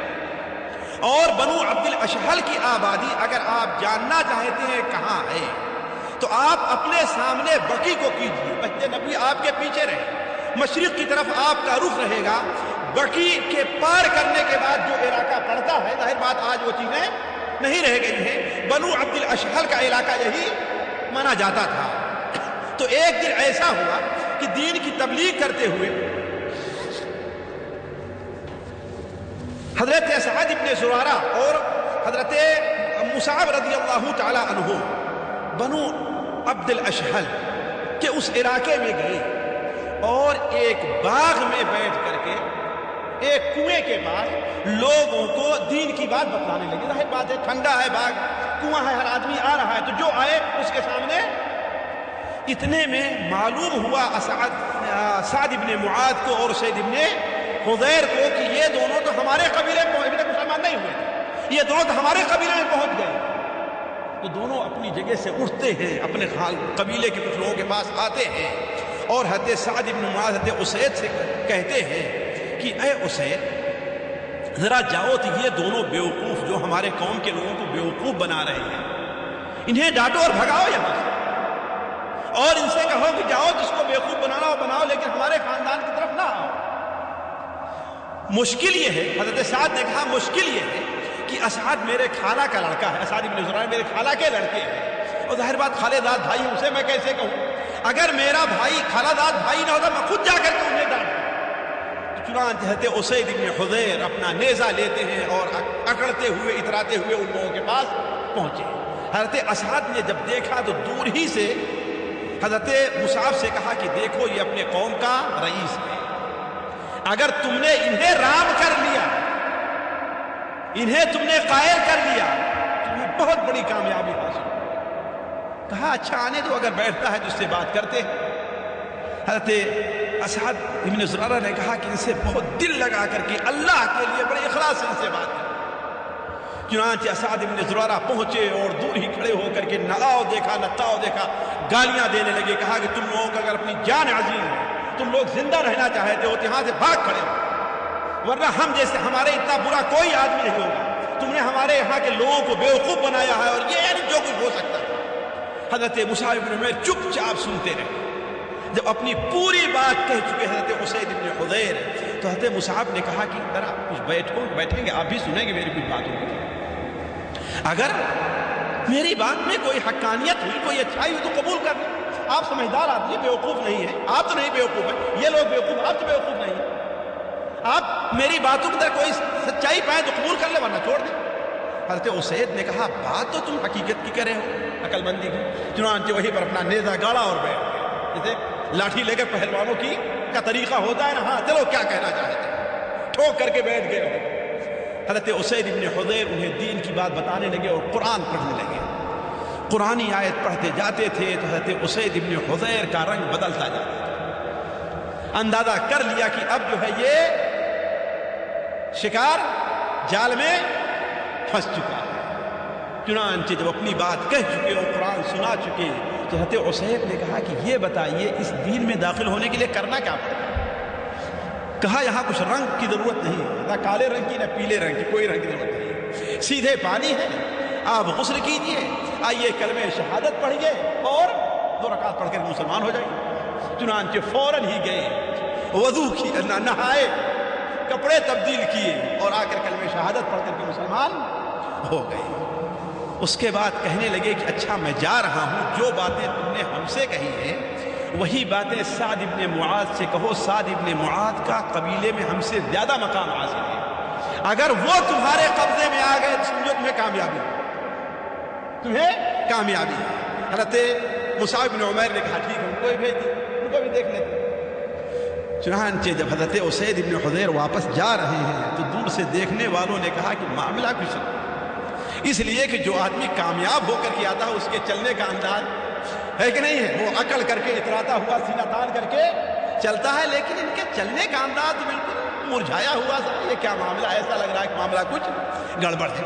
چنانچہ وہاں پر پہنچے، وہاں پر کھڑے ہونے کے بعد سعد بن معاذ سے کہا بھائی وہ لوگ تو کوئی غلط بات نہیں کہہ رہے ہیں، البتہ یہ ہے کہ ہم نے انہیں ڈانٹ دیا ہے، انہیں منع کر دیا ہے نا، لیکن اس سے تعجب کی ایک بات سامنے آئی۔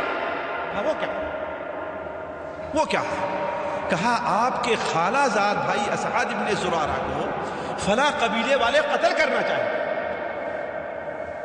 فلاں قبیلے والے قتل کرنا چاہتے ہیں۔ کہا کہ وہ کیا؟ ہمارا ان کے ساتھ عہد ہے اور عہد توڑیں گے نہیں۔ کہا نہیں، انہوں نے تو عہد توڑ کر کے پھینک دیا اور کہتے ہیں اسعد بن زرارہ یہ آ کر کے یہاں فتنہ پھیلا رہا ہے، یہ کرا اسے قتل کریں گے۔ کہا یہ کیسے ہوگا؟ کہا جا کر کے دیکھ لو۔ اور مقصد کیا تھا؟ وہاں پر بھیجنا تھا۔ چنانچہ گئے حضرت سعد بن معاذ رضی اللہ تعالی عنہ اور وہاں کھڑے ہو کر کے وہی سخت سست ان لوگوں کو کہنے لگے، اور جب بات اپنی پوری کر چکے تو حضرت مصعب بن عمیر نے کہا کہ کیا برا ہے اگر تھوڑی سی آپ میری بات سن لیں، اگر کوئی کمی ہے، خرابی ہے تو آپ سمجھدار آدمی ہیں، آپ اتنا قبول کریں، آپ جو کہیں گے ہم مان لیں گے، یہاں سے ہم جانے کے لیے تیار ہیں۔ چنانچہ حضرت سعد بن معاذ نے کہا بات تو تم اچھی کہہ رہے ہو بھائی، بات تو اچھی کہہ رہے ہو۔ چنانچہ جب ان کے سامنے دین کے اصول بیان کیے، توحید بیان کی، اور اس کے بعد قرآن پڑھ کر کے جب ان کے اوپر بھی قرآن پڑھنے لگے تو ان کا بھی رنگ، ساتھیوں واللہ قرآن میں عجیب تاثیر ہے۔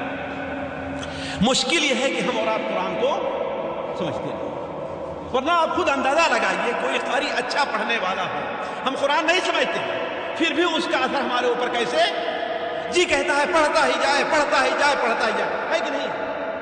یہ جائے کہ اگر ہم اس قرآن کے معنی و مفہوم کو سمجھتے ہوتے تو کیا اثر ہوتا ہمارے اوپر۔ اور وہ لوگ تو عرب تھے جن کی زبان ہی میں قرآن مزید نازل ہوا تھا، تو وہ لوگ قرآن کو نہیں سمجھ سکتے۔ چنانچہ جیسے ہی قرآن پڑھنا ختم کیا حضرت مصعب بن عمیر نے، انہوں نے کہا کہ اس مذہب میں داخل ہونے کے لیے کیا کرنا پڑتا ہے؟ کہا کچھ کرنا نہیں پڑتا ہے نا، بس سیدھے جاؤ، نہا کر کے آؤ۔ ساتھیوں روایت میں آتا ہے، اور میں آپ لوگوں سے بار بار ہم نے کہا ہے کہ میں ضعیف روایات بیان کرنے کا عادی نہیں۔ سیرت ابن ہشام میں، سیرت ابن اسحاق میں صحیح سند سے مروی ہے کہ وہ اپنے گھر واپس آتے، اپنے قبیلے میں واپس آئے، اور قبیلے کے مرد اور عورت، چھوٹے اور بڑے، بوڑھوں اور بچوں سب کو جمع کیا اور کہا اے بنو عبد الاشہل، اے عبد الاشہل کے لوگوں یہ بتاؤ میرا مقام تمہارے اندر کیا ہے؟ کہا کہ آپ ہمارے نزدیک ہمارے بیوی بچوں سے زیادہ عزیز ہیں، آپ کو تو ہم نے یہ مقام دیا۔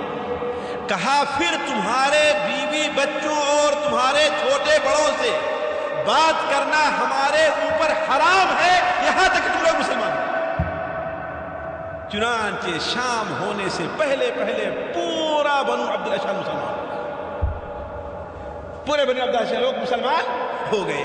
تو عرض کرنے کا مقصد یہ مثال میں دے رہا تھا، ایسے بہت سی مثالیں ہیں کہ حضرت مصعب بن عمیر رضی اللہ تعالی عنہ اور حضرت اسعد بن زرارہ کو سال بھر میں بڑی کامیابی حاصل ہوئی، یہاں تک کہ مدینہ منورہ میں کوئی ایسا خاندان نہیں تھا جہاں اسلام کا چرچا نہ ہو رہا ہو۔ اور وہیں ان لوگوں نے ایک اور اچھا کام کیا۔ وہ کیا اچھا کام کیا؟ اسعد بن زرارہ نے کچھ لوگوں کو اکٹھا کیا اور جمعہ کی نماز پڑھائی، سب سے پہلے جمعہ کی نماز مدینہ میں۔ سب سے پہلے مدینہ، مسند احمد کے اندر وہ روایت سنن ابو داؤد میں حضرت عبد الرحمن ابن کعب بن مالک کے سند سے مروی ہے۔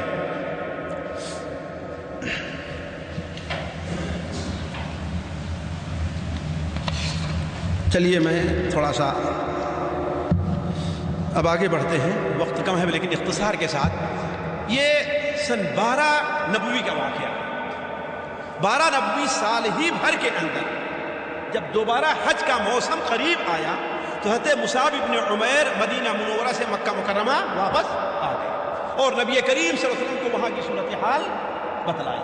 ادھر مدینہ منورہ والے آپس میں جب دیکھے ہماری اتنی تعداد ہو چکی ہے تو آپس میں مشورہ کرنے لگے کہ یہ بتاؤ نبی کریم صلی اللہ علیہ وسلم کو وہاں کب تک بھٹکنے دیا جائے گا؟ مکے کی گلیوں میں آپ کب تک بھٹکتے رہیں گے؟ لوگ کب تک آپ کا مذاق اڑاتے رہیں گے؟ فیصلہ کرو کہ انہیں کسی بھی قیمت میں اپنے یہاں لے کر کے آنا ہے، اپنے یہاں لے کر کے آنا ہے۔ تو مصعب بن عمیر رضی اللہ عنہ پہلے جا چکے تھے، لہذا 75 مسلمان اور 2 عورتیں، اور بعض روایات کے مطابق 75 میں 2 عورتیں بھی تھیں، 75 میں 2 عورتیں بھی تھیں۔ جو حج کا قافلہ جانے لگا یثرب کا، ظاہر بات لوگ کافر تھے، مشرک تھے، لیکن حج کیا کرتے تھے، پورے جزیرے عرب کے لوگ کیا کرتے تھے۔ تو یثرب کے لوگ جب حج کے لیے جانے لگے تو مدینہ منورہ میں جو لوگ مسلمان ہوئے تھے ان میں سے 75 آدمی کہاں جانے لگے؟ حج کے لیے، جن میں 11 قبیلے اوس کے تھے اور باقی قبیلے خزرج کے تھے۔ یہ 75 آدمی تھے تو مسلمان، لیکن اپنی قوم کے ساتھ گئے اور راستے میں یہ معاملہ طے کرتے جا رہے تھے کہ نبی کریم صلی اللہ علیہ وسلم سے مل کر کے معاہدہ طے کرنا ہے اور آپ کو مدینہ منورہ لے کر کے آنا ہے۔ راستے میں ایک آدمی کو مسلمان بنانے کا معاملہ ہوا، حضرت عبداللہ ابن عمرو ابن حرام، یہ وہی صحابی ہیں جن کی شہادت غزوہ احد میں ہوئی ہے، اور آپ لوگوں نے قصہ سنا ہوگا کہ انہوں نے کہا کہ مجھے جنت کی خوشبو احد پہاڑ کے، سنا ہے نا قصہ؟ یہ وہی عبداللہ ابن حرام رضی اللہ تعالی عنہ ہیں۔ ان کے بیٹے جابر ابن عبداللہ بڑے مشہور تابعی اور بہت زیادہ حدیثیں بیان کرنے والے، یہ ابھی مسلمان نہیں ہوئے۔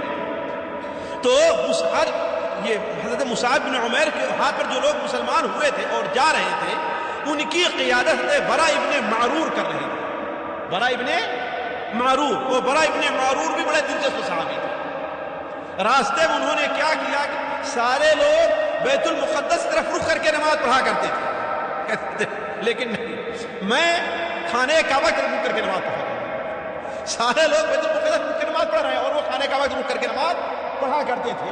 اور جب نبی کریم صلی اللہ علیہ وسلم کے پاس وہاں پر پہنچے، مسجد حرام میں آپ سے ملاقات ہوئی، تو انہوں نے کہا اے اللہ کے رسول صلی اللہ علیہ وسلم، ہم نے ایک کام نیا کیا ہے، پتہ نہیں وہ سچ ہے کہ غلط ہے، ہم نے ایک نیا کام کیا ہے، پتہ نہیں سچ ہے یا غلط ہے۔ کہا وہ کیا؟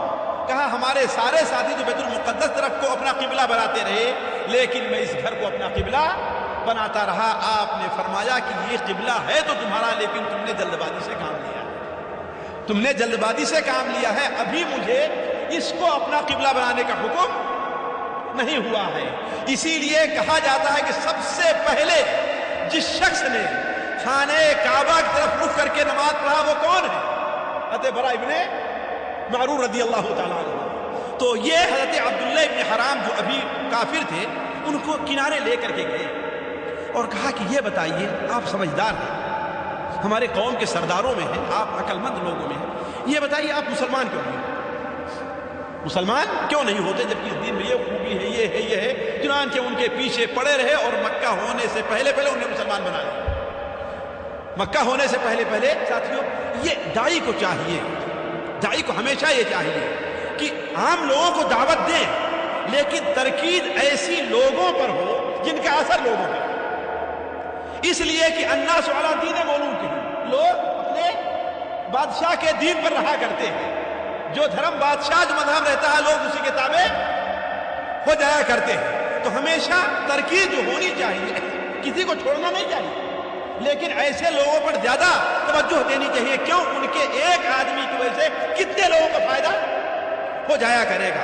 تو خیر وہ لوگ مدینہ مکہ مکرمہ جب گئے، مسجد حرام میں نبی کریم صلی اللہ علیہ وسلم سے ملاقات ہوئی تو آپ نے کہا دیکھو ہماری تمہاری ملاقات 12 ذی الحجہ منا میں اسی جگہ ہوگی جہاں پچھلے سال ہوئی تھی، اسی جگہ یعنی عقبہ میں ہوگی۔ بیعت عقبہ اولا وہاں ہو چکی تھی، بیعت عقبہ ثانیہ کے لیے آپ نے کہا ہماری تمہاری ملاقات اسی جگہ ہوئی تھی جہاں پچھلے سال ہو چکی تھی۔ اور یہ بات جو مسلمان مدینہ منورہ سے آئے تھے اپنی قوم سے چھپا رہے تھے، ان کے سامنے ظاہر نہیں کرتے تھے، اکیلے میں آپس میں باتیں کیا کرتے تھے، ان سے چھپائے ہوئے تھے۔ چنانچہ جب 12 تاریخ ذی الحجہ، آپ جانتے ہیں کہ آج کل تو ہر جگہ لوگ پھیلے رہا کرتے ہیں، ورنہ خود میرے دیکھتے ہوئے میں حج کرتا تھا، یہ آدھی رات کے بعد یہ عقبہ کا جو علاقہ ہے، یعنی جہاں پر آج بڑا شیطان جس کو کہتے ہیں، اس کے بعد مکہ مکرمہ طرف جو علاقہ ہے یہ خالی رہا کرتا تھا، اس لیے کہ حاجی لوگ مینا میں اس طرف ٹھہرا کرتے تھے، اور یہ علاقہ چہ جائے کہ اس وقت کتنے حاجی ہوا نہیں کرتے تھے، تو یہ علاقہ بالکل سنسان رہا کرتا، یہاں کوئی رہتا نہیں، یہاں کوئی رہتا، اسی لیے آپ صلی اللہ علیہ وسلم نے یہ مقام ان کے لیے بتایا۔ تو جب 12 کی رات ہوئی اور سارے حاجی لوگ سو گئے، یثرب کے لوگ بھی سو گئے، تو طے کرنا معاہدے کے مطابق، طریقے کے مطابق، جو یثرب سے آئے ہوئے 75 مسلمان تھے، چھپ چھپ کر کے اکیلے اکیلے کسی بہانے سے نکل کر کے آ کے عقبہ میں جمع ہوئے۔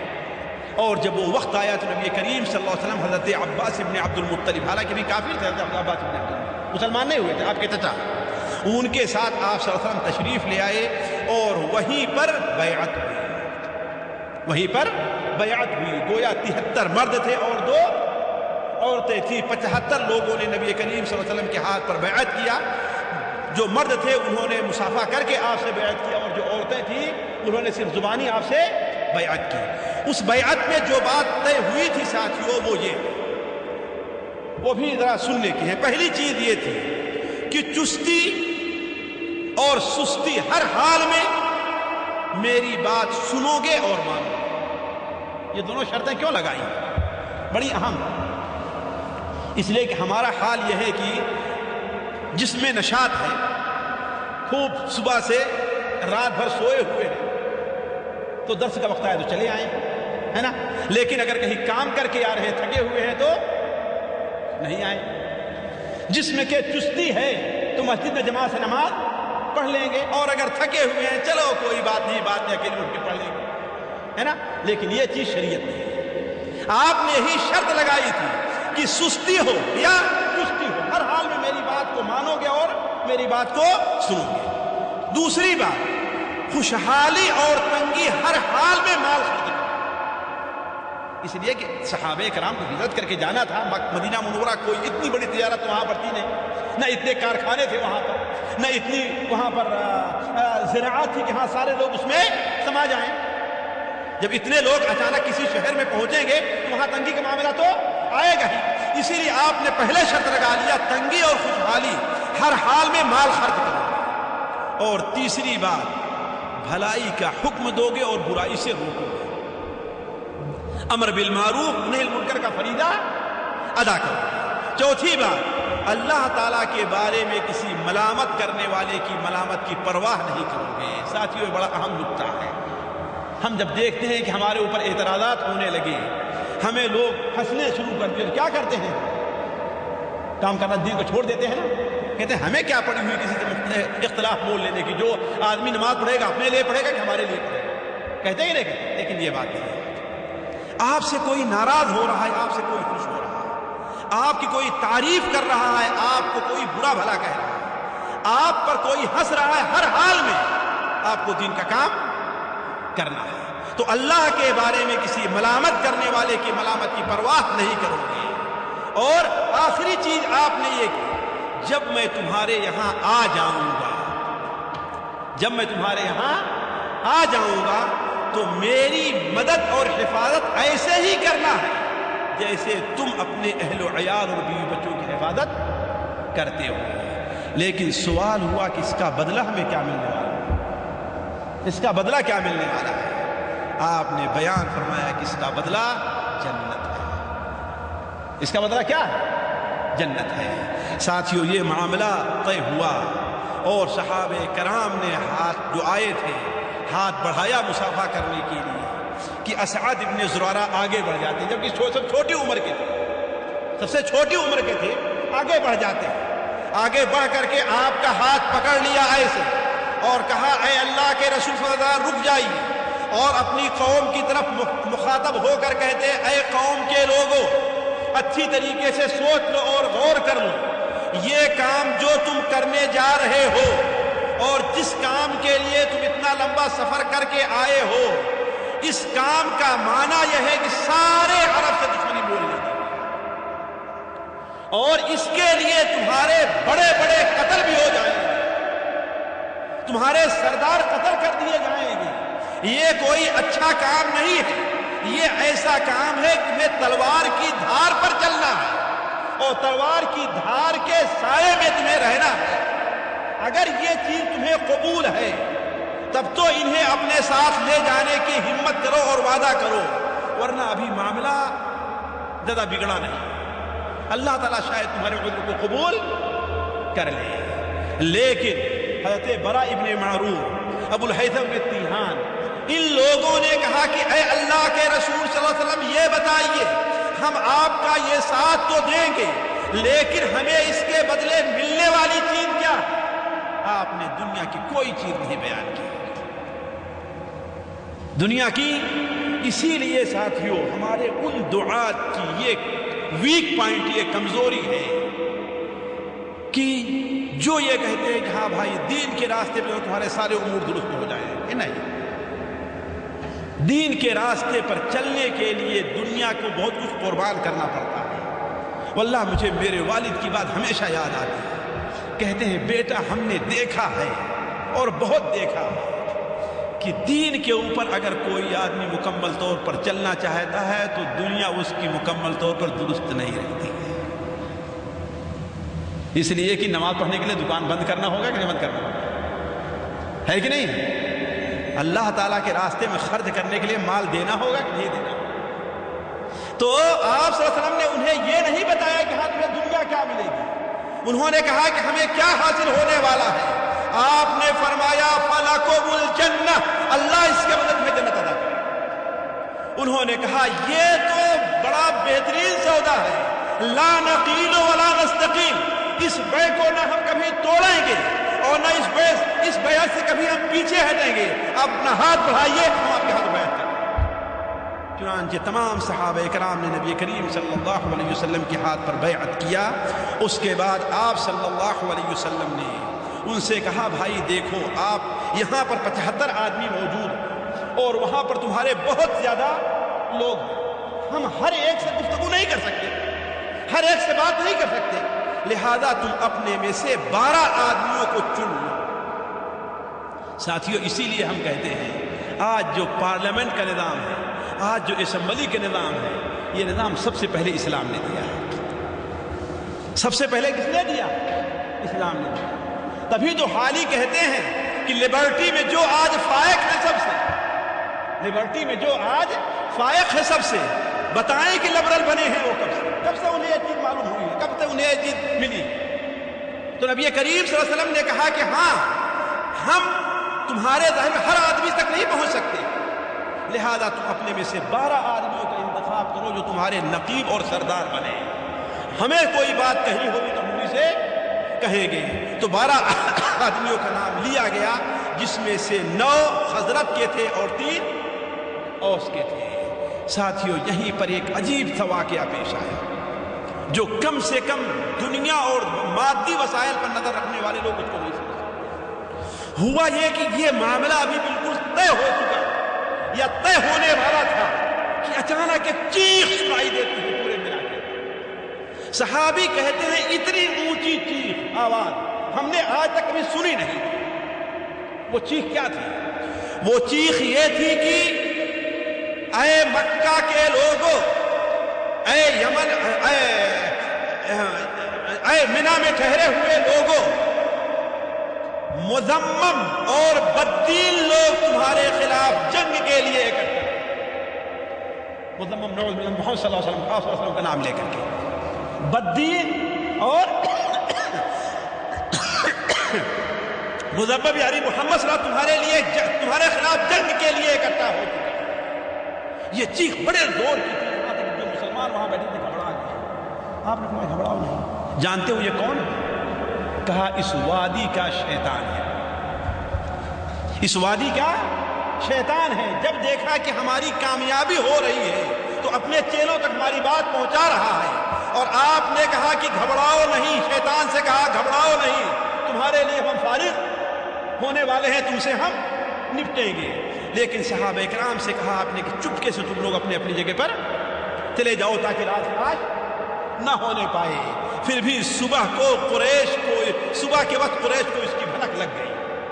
اس کی بھنک لگ گئی کہ رات میں آج طرف سے آئے ہوئے لوگوں نے آپ کے ساتھ کچھ بیعت کی ہے. چنانچہ ان کے سرداروں کے پاس صبح کو آتے ہیں اور کہنے لگے کہ اے اوس کے لوگوں, جتنا ناپسندیدہ لڑائی کرنا آپ کے ساتھ ہے کسی اور کے ساتھ نہیں ہے, لیکن تم ان کو, ہمارے ساتھی کو ہمارے یہاں سے لے جانا چاہتے ہو, ہم اس پر کبھی راضی نہیں ہیں. اب وہ قسمیں کھا کر کے بیان کر رہے ہیں کہ نہیں, ہم نے کوئی معاہدہ نہیں کیا, اور مسلمان ہیں کنکھیوں سے دیکھ کر کے ایک دوسرے سے ہنس رہے ہیں. کیوں؟ اس لیے کہ لوگوں کو معلوم نہیں تھا. اس طریقے سے ساتھیوں یہ بیعت طے ہوئی. اس کے بعد نبی کریم صلی اللہ علیہ وسلم نے صحابہ کرام کو ہجرت کی اجازت دے دی ہے. اب بات کو یہیں پر روک کر کے چند باتیں, آج جو درس ہوا ہے اس سے ہمیں کیا فائدے حاصل ہوئے, اس سے متعلق چند فوائد ہم آپ کے سامنے رکھ کر کے اپنی بات بند کرتے ہیں. پہلا فائدہ ساتھیوں دیکھیں, اگر کوئی شخص کوئی بات قبول نہیں کرنا چاہتا تو اس کے سامنے آپ چاہے جتنے دلائل لا کر کے رکھ دیں, قرآن کھول کر سامنے رکھ دیں, لیکن آپ بات ماننے کے لیے تیار نہیں, چاہے جتنے دلائل رکھ دیں. آپ صلی اللہ علیہ وسلم نے معجزات پر معجزات دکھائے, یہاں تک کہ مطالبہ ہوا کہ چاند کو 2 ٹکڑے کریے, وہ بھی آپ نے کر کے دکھا دیا. لیکن جس کو ایمان لالا نہیں تھا وہ ایمان اور اپنے طور پر کوئی نہ کوئی دلیل پیش کر دی. جیسے ہمارے شیعہ حضرات بدبخت ہیں, حضرت ابو ذر, حضرت ابو ہریرہ, حضرت ابو بکر کے خلاف. تو جب ان سے یہ کہا جاتا ہے کہ ابو بکر کا یہ مقام تھا کہ نبی کریم صلی اللہ علیہ وسلم آپ کو اپنے ساتھ سفر حج میں لے کر کے گئے, تو اس کا کیا جواب دیتے ہیں جانتے ہیں؟ اس کا جواب دیتے ہیں کہ اللہ کے رسول صلی اللہ علیہ وسلم کو خطرہ تھا کہ آپ کی شکایت قریش کر دیں گے, لہذا آپ ان کو اپنے ساتھ لے کر کے جا رہے ہیں. اب آپ سوچیں, تو جو آدمی کوئی بات قبول نہیں کرنا چاہتا وہ قبول, اب اسے قبول نہیں کرنا.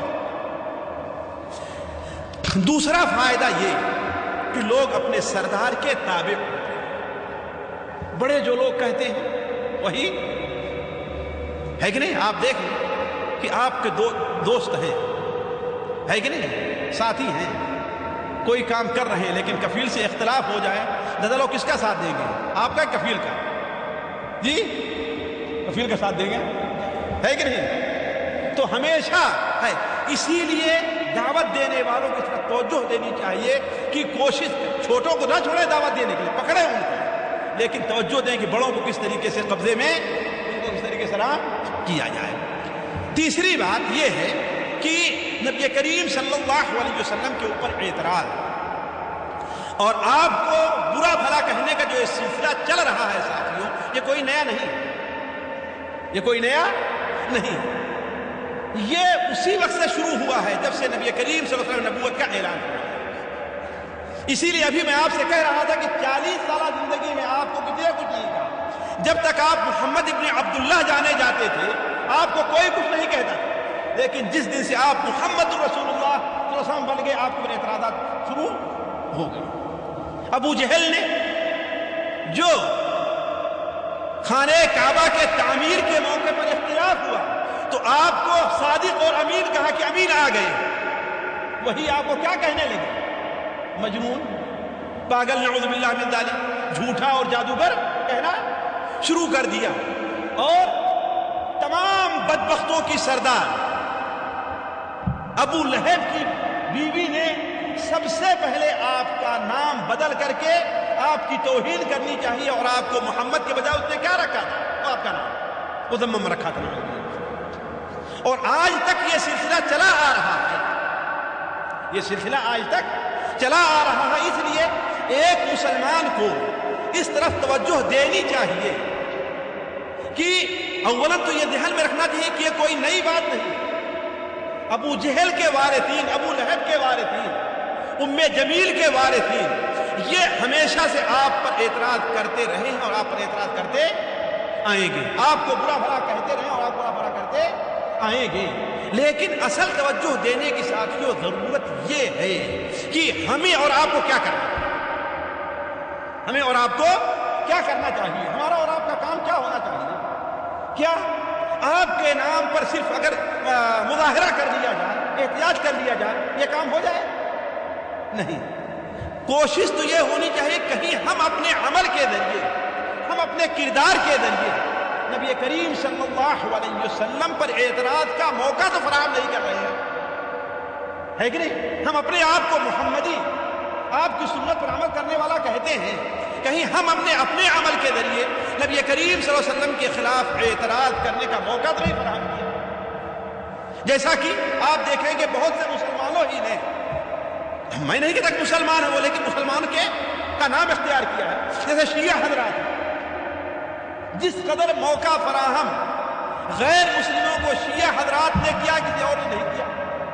آپ پر اعتراض کرنے کا، آپ کے صحابہ پر اعتراض کرنے کا۔ سلمان رشدی کون تھا؟ مسلمان ہی گھر میں تو پیدا ہوا نا۔ فاطمہ نسرین کون تھی؟ مسلمان ہی گھر میں تو پیدا ہوئی کہ نہیں پیدا ہوئی؟ انہی لوگوں نے موقع فراہم کیا، کس کے لیے؟ ان کافروں کے لیے جو آپ کے خلاف آوازیں بلند کر رہے ہیں۔ لہذا ہر مسلمان کو یہ سوچنا چاہیے کہ اس کا فریضہ کیا بنتا ہے، اسے کیا کرنا چاہیے۔ اگر عالم ہے تو اسے کیا کرنا چاہیے، پڑھا لکھا ہے تو اسے کیا کرنا چاہیے، مالدار ہے تو اسے کیا کرنا چاہیے، جاہل ہے تو اسے کیا کرنا چاہیے۔ میں یہ نہیں کہتا کہ آج کا جو مظاہرہ وغیرہ ہو رہا ہے، احتجاج، یہ نہیں کرنا چاہیے، نہیں۔ اس وقت کے اسلوب میں سے ایک اسلوب ہے یہ کہ آپ کی طرف سے دفاع کا یہ بھی ایک اسلوب ہو سکتا، لیکن یہی نہیں۔ اور اس میں بھی نبی کریم صلی اللہ علیہ وسلم کی سنت کو نہیں چھوڑنا۔ مثال کے طور پر ہم احتجاج کیے، مظاہرہ کیے، لیکن توڑ پھوڑ کرنا، قتل کرنا، نقصان پہنچانا آنے جانے والوں کو، ظاہر بات ہے شریعت اس کی اجازت نہیں دیتی ہے۔ نبی کریم صلی اللہ علیہ وسلم ساتھ لاکھ لوگوں نے کیا ہے، لیکن آپ صلی اللہ علیہ وسلم نے کبھی اس کی اجازت نہیں دی۔ ذرا غور کریں، یہود آپ کے پکے دشمن تھے، آپ کے پکے مخالف تھے، لیکن ان کے ساتھ بھی نبی کریم صلی اللہ علیہ وسلم نے انصاف کا دامن کبھی نہیں چھوڑا، اور نہ صرف آپ صلی اللہ علیہ وسلم بلکہ آپ کے صحابہ نے بھی۔ آپ ذرا یاد کریں کہ جب غزوہ خیبر میں، خیبر پر کامیابی ہوئی مسلمانوں کو کامیابی نصیب ہوتی ہے، تو خیبر والوں نے کہا کہ ان زمینوں پر اب آپ کا قبضہ ہو گیا ہے، آپ 400-500 کلومیٹر کہاں آئیں گے اس میں کھیتی کرنے کے لیے، تو یہ کھیت ہمارے ہاتھ میں رہنے دیجیے، ہم کیا کرتے ہیں اس میں کھیتی کریں گے، آدھا آپ کو دیں گے اور آدھا آپ نے کہا ٹھیک ہے۔ تو جب کھجور پکنے کا وقت ہوتا تھا تو نبی کریم صلی اللہ علیہ وسلم حضرت عبداللہ ابن رواحہ رضی اللہ تعالیٰ عنہ کو اندازہ لگانے کے لیے بھیجتے، دیکھو کتنی کھجور ہے۔ تو حضرت عبداللہ ابن رواحہ کیونکہ بڑے انصاف اور دقت سے کام لیتے تھے اور جانتے ہیں کہ جو یہ کام کرتا ہے، یعنی کسی چیز کا ذمہ دار ہوتا ہے، وہ یہ نہیں چاہے گا کہ ہمارا سخت محاسبہ کیا جائے۔ جیسے ایک بقالے پر کام کرتا ہے کہ نہیں؟ آپ کسی لائن میں کام کرتے ہیں، آپ کا مراقب اور انجینئر آئے تو آپ نہیں چاہیں کہ ہاں بھائی پائی اور اس کا ہر چیز کا حساب لیا جائے، لیکن انصاف کیا ہے کہ بالکل پائی اور رتی کا حساب ہونا چاہیے۔ تو حضرت عبداللہ ابن رواحہ بالکل انصاف کے ساتھ کام لیتے تھے، تو ان کو بری لگتی تھی یہودیوں کو، یہاں تک کہ نبی کریم صلی اللہ علیہ وسلم تک شکایت پہنچائی کہ یہ بڑی سختی سے کام لیتے ہیں۔ ایک بار حضرت عبداللہ ابن رواحہ گئے ان کے پاس، تو ان لوگوں نے کہا کہ اب اس طرح کام تو نہیں چلا، اب ایسا کریں ذرا ان کو کچھ خریدیں، ان کو۔ اب ان کی تعریف کرنے لگے حضرت عبداللہ ابن رواحہ کی، اور تعریف کرنے لگے اور یہ پیش کرنے لگے اور یہ پیش کیا، یہ پیش کیا۔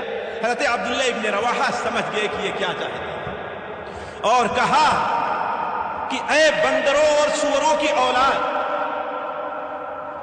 تم میرے نزدیک بہت ہی برے ہو، اور جس کے پاس سے آیا ہوں میرے نزدیک میری جان سے بھی عزیز ہے، میری جان سے بھی عزیز ہے، لیکن تمہاری دشمنی اور اس کی محبت مجھے اس بات پر مجبور نہیں کر سکتی تمہارے ساتھ میں ناانصافی کروں، یعنی تمہارے ساتھ بغض اور نفرت ہے، لیکن میں ناانصافی تو تمہارے ساتھ نہیں کر سکتا.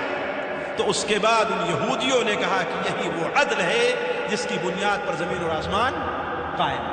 تو عرض کرنے کا مقصد کہ مسلمان اپنے دشمن کے ساتھ کبھی بھی ناانصافی سے کام نہیں لیتا ہے. تو عرض کرنے کا مقصد کہ ہمیں وہ اسالیب جو ہیں استعمال کرنے چاہیے، لیکن اس میں توڑ پھوڑ کرنا اور یہ اس سے پرہیز ہونا چاہیے. خیر، یہ ایک دوسرا موضوع ہے، شاید شیخ کسی موقع پر آپ کے سامنے رکھیں. چوتھا فائدہ یہ ہے کہ بیعت ساتھیوں اسلام میں صرف امام اعظم کے ساتھ، اور وہ بھی اصحاب حل و عقد کریں گے. ہر آدمی جو ہے بیعت نہیں کرے. اسی لیے ہمارے ہاں اس سلسلے میں ہندوستان پاکستان میں 2 جماعتیں بڑی یا 3 جماعتیں بڑی غلطی کی شکار. ایک غربا اہل حدیث والے جو ہر آدمی سے کہتے ہیں اور اپنے میں ایک آدمی کو امام بنا لیا کہ اس سے جا کر کے بیعت کرو. یہ بیعت کا شرعی طریقہ نہیں. دوسرے صوفی حضرات مزاروں اور خانقاہوں میں بیٹھے ہوئے لوگ، وہ لوگوں سے بیعت کے لیے ہے نا مجبور کرتے ہیں اور کہتے ہیں بیعت نہیں کرو گے تو قبر میں تم جواب نہیں. نعوذ باللہ من ذالک، ہے کہ نہیں؟ اور تیسرے آج کل جماعت المسلمین والے نکلے ہیں. تو بیعت کا یہ طریقہ اسلام میں نہیں ہے. بیعت اولا امام اعظم سے، اور امام اعظم سے اصحاب حل و عقد بیعت کریں گے اور لوگ ان کے تابع رہا کریں گے. چھٹا فائدہ، شیطان ہر طرح سے مسلمان کو نقصان پہنچانا چاہتا ہے. ساتھیوں اس پر توجہ دینی چاہیے. اگر آپ کو عبادت کے کام میں سستی محسوس ہو رہی ہے تو یہ بھی شیطان کی طرف سے. شیطان کی یہ چال ہے، شروع کرتا ہے کہاں سے؟ آپ کے دل میں وسوسہ ڈالتا ہے. آپ کو جانے عبادت کرنے میں جو نقصان آپ پہنچتا وہ آپ کو یاد دلاتا ہے. آپ کو یاد، جیسے ایک دکاندار ہے، ارے دکان بند کرو کہیں کوئی گراہک آ جائے گا تو ہوتا ہی نہیں ہوتا. تو یہ شیطان کی طرف سے وسوسہ ہے. ورنہ اللہ تعالیٰ آپ کی قسمت میں جو کچھ لکھ دیا اتنا آپ کو مل کر کے رہنا ہے.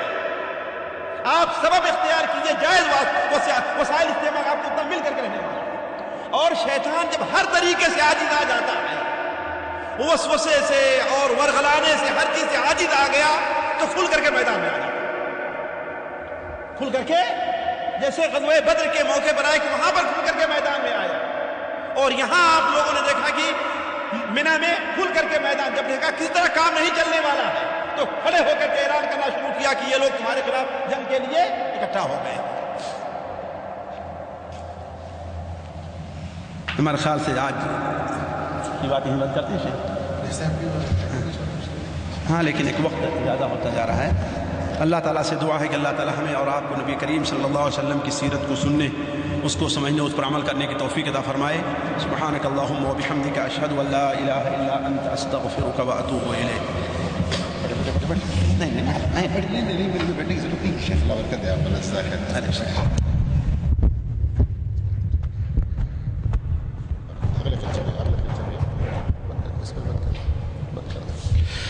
السلام علیکم ورحمۃ اللہ وبرکاتہ.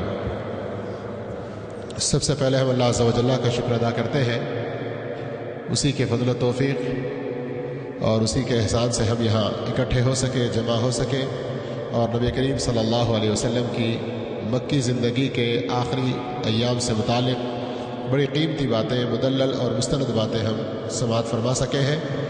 اس لیے ہر حال میں ہم اللہ عز و جل کا بے انتہا شکر ادا کرتے رہیں. الحمدللہ الذی ہدانا لہذا وما کنا لنہتدی لولا ان ہدانا اللہ قرآن مجید کی آیت کا ایک حصہ ہے. تو ایسی مجلسوں میں شریک ہونے پر سب سے پہلے ہم اللہ عز و جل کا شکر ادا کریں، اور آپ کو یاد ہے کہ جتنا زیادہ اللہ کا شکر ادا کریں گے اتنی زیادہ اور اللہ کی توفیق سے نعمتیں ملتی رہیں گی. پھر اس کے بعد ہم فضیلت الشیخ مقصود الحسن